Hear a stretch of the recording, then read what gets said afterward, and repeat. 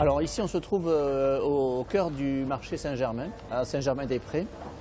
Donc c'est un marché alimentaire dans lequel nous nous sommes installés il y a un peu plus d'1 an en fait, pour mettre en avant les producteurs avec lesquels on travaille sur les restaurants Gigot. Notamment les producteurs de fruits et de légumes pour bien montrer qu'on ne travaille que des produits frais, de saison, des produits cultivés normalement. Et ensuite, l'autre particularité, c'est de cuisiner sur place ces produits. Alors là, on est en train de préparer des légumes pour mettre au vinaigre.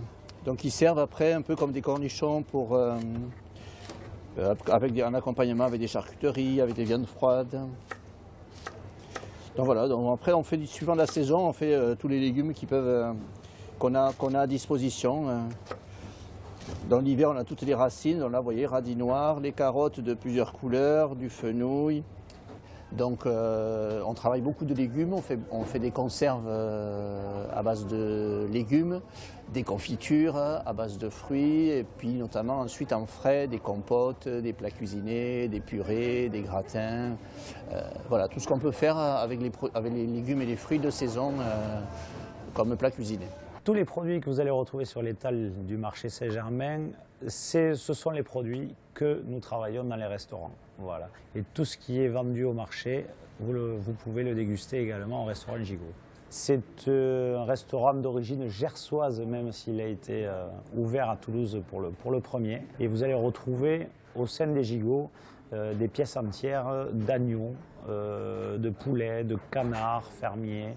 Et tout ça cuit à la broche. C'est le hasard qui m'a amené ici. Parce que comme je vais à la Châtelle des Ventes, quelquefois je viens le matin quand je n'ai pas vu la veille, et il y a l'heure du déjeuner, j'ai essayé, j'ai trouvé que c'était très bien. Je viens assez régulièrement, on va dire 1 fois par mois. À force, j'ai appris à aimer le porc noir de Bigorre que je ne connaissais pas avant et l'agneau du Quercy. Voilà, ça c'est ce que j'ai bien retenu, d'ailleurs c'est la lecture que j'en ai fait à mon ami aujourd'hui. Mais sérieusement, c'est vraiment très bon. Je suis ravi de ma découverte de ce restaurant que je ne connaissais pas, que mon ami m'a fait découvrir ce midi. Et je reviendrai certainement, je vais prendre la carte, je vais lire le petit journal qu'il m'a recommandé. Et voilà, sur l'occasion de découvrir un nouvel endroit de Paris. La cuisine que nous faisons, pour moi, peut être faite par tout le monde à la maison. Voilà, on fait des pièces rôties, on fait une cuisine très très simple, avec des jus.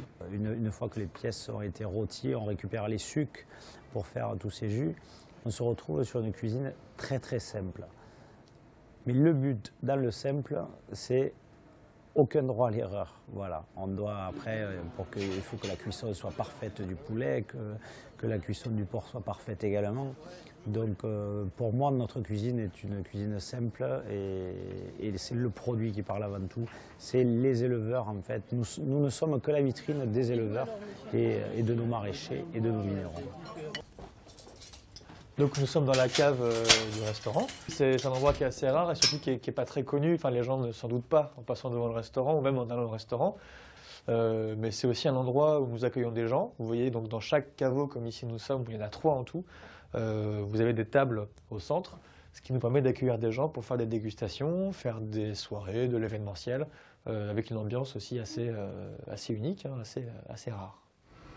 Ce sont des vins majoritairement atypiques, donc tous issus du sud-ouest évidemment, de la région viticole sud-ouest, le grand quart sud-ouest de la France, Bordeaux accepté. Notre démarche, c'est le cas pour tout le Gigot en général, hein, c'est la relation directe avec les producteurs, que ce soit des éleveurs, des agriculteurs ou des paysans vignerons. Ce sont des vignerons qui utilisent des cépages autochtones qui sont propres au terroir, qui ne vont pas planter du merlot ou du chardonnay parce que c'est la mode, mais qui n'hésitent pas à planter des cépages locaux inconnus pour respecter l'histoire de leur terroir et l'histoire de leurs appellations.